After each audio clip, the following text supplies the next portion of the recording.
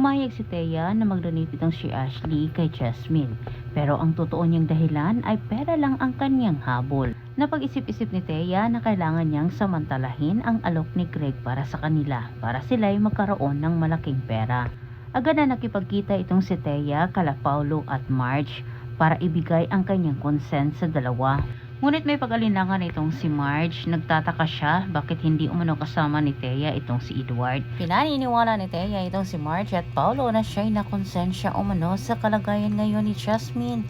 Ngunit pinagtangkaan ni Thea na utakan itong si Paulo at Marge. Sinabi niya sa dalawa na kailangan umano niya makuha ang pera bago umano sumailalim itong si Ashley sa operasyon. Samantala sa kabilang banda, nalaman na lang ni Regina na may ginawang kababalaghan na itong si Greg para kay Edward. Sobrang nagulat na lang itong si Regina sa lumalabas sa bibig ni Greg. Naliwanag ni Greg dito kay Regina ang dahilan niya bakit tinanggalan umano niya ng yaman itong si Edward. Dito na malaman ni Regina na matagal nang alam ni Greg na itong si Edward ay hindi tunay na anak ni Greg. Samantala sa kabilang banda, planchado na ang plano ni Thea. Matapos nakuha ni Thea ang malaking pera mula kala Marge at Paulo, balak nito na itakas si Ashley. Magawa ng desisyon itong si Thea na hindi alam ni Edward. Naghihintay si Marge at Paulo sa pagdating ni Ashley para ito ay sumailalim na sa operasyon.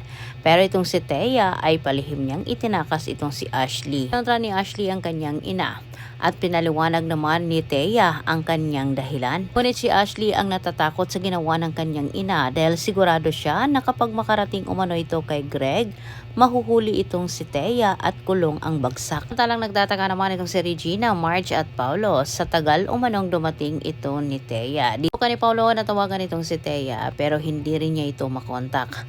At natunugan naman ni Greg ang masamang pinaplano ni Thea kahit kumilos kaagad niya ito. Pinasundan ni Greg itong si Thea. Dahil hindi na nga makontak ni Paulo itong si Thea, dito na napagtanto ni Paulo at Marge na sila ay naloko ni Thea. Kung muna magtatapos ang ating advance episode update, huwag kalimutang mag-subscribe dito sa aking channel para sa maraming karagdagang update. Muli, maraming salamat and God bless.